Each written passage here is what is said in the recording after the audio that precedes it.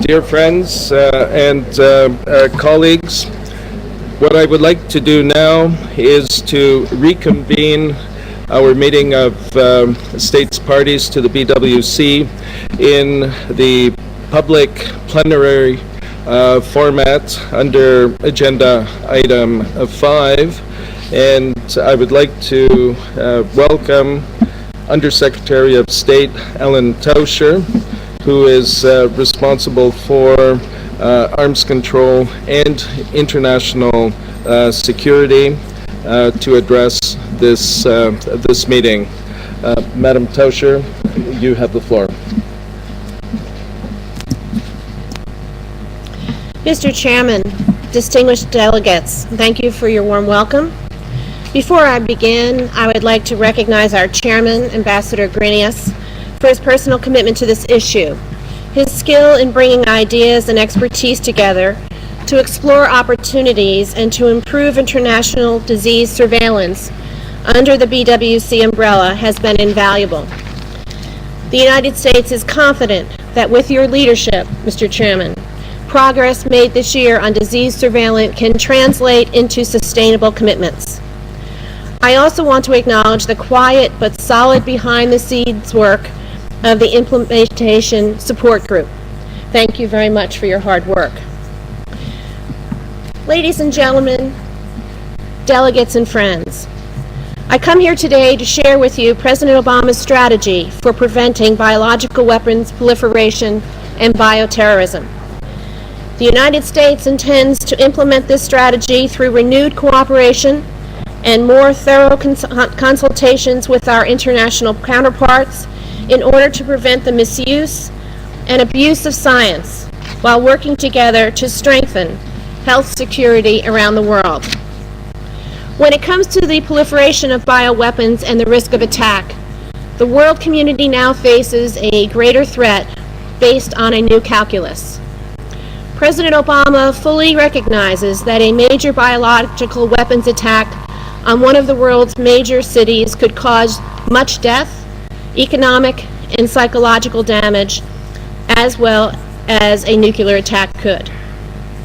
And while the United States remains concerned about state-sponsored biological warfare and proliferation, we are equally, if not more, concerned about an act of bioterrorism due to the increased access to advances in the life sciences. Around the world, we are experiencing an unparalleled period of scientific advancement and innovation in biology. Techniques that once were cutting-edge innovations are now commonplace. Capabilities once found only in a few advanced laboratories are increasingly widespread. We all hope that science is used for good, but we cannot ignore that it can also be used for ill. Neither I nor anyone else in the Obama administration need any further evidence of the terrible nature and consequences of a bioterrorism attack. I have unfortunately seen the dangers of bioterrorism up close. I served as a member of Congress when a small amount of anthrax was mailed to the United States Senate in October of 2001, just weeks after the September 11th terrorist attacks. A few envelopes containing anthrax spores paralyzed the Congress.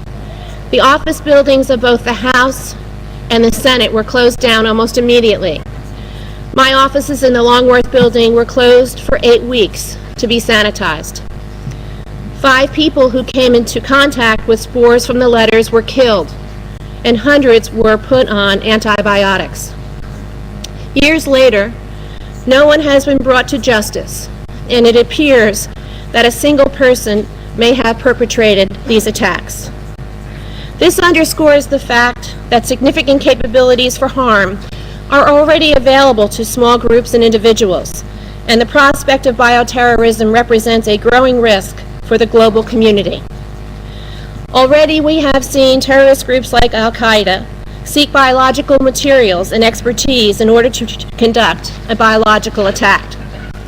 That is why we in the United States are calling for all of you to join us in bolstering the Biological Weapons Convention, the premier forum for dealing with biological threats. The Obama administration's new strategy for countering biological threats, both natural and man-made, rests upon the main principle of the Biological Weapons Convention, that the use of biological weapons is, and I quote, repugnant to the conscience of mankind. That's why we believe we have developed an approach that strikes a balance between supporting scientific progress and curbing and stopping the potential for abuse. Over the last several months, the Obama administration has engaged in a thorough review of our approach with scientists, academics, NGOs, and government officials. We have determined that we have made considerable progress in recognizing and responding to a potential biological attack or outbreak of disease, although we can do more. More importantly, the Obama administration concluded that there was no comprehensive strategy to address gaps in our efforts to prevent the proliferation of biological weapons and scientific abuse.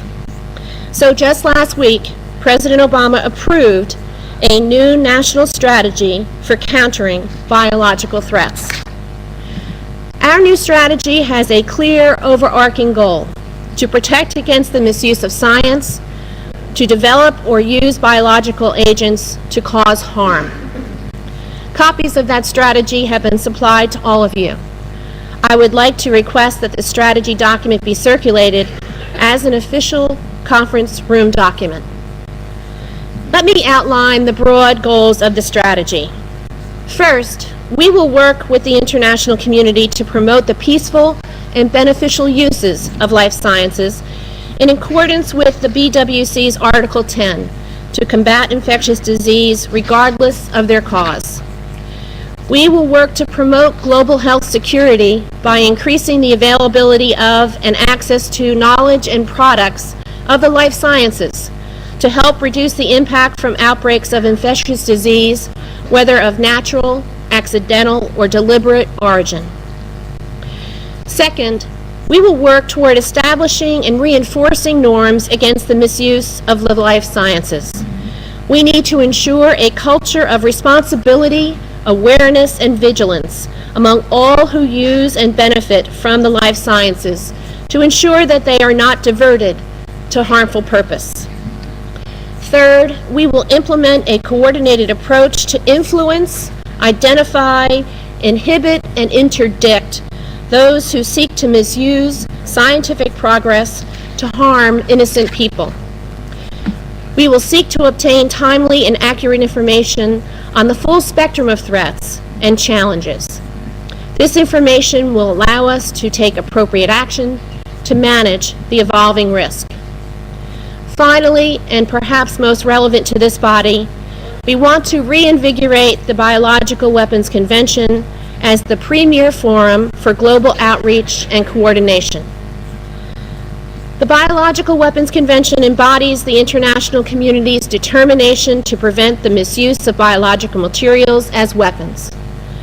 But it takes the active efforts of its states parties, individually and collectively, to uphold these commitments that continue to bolster the BWC as a key international norm. The United States wants to work to ensure that this is the principal forum dedicated to these issues. We appreciate and applaud this forum's past efforts and commit to engaging fully as we work together towards our common goals.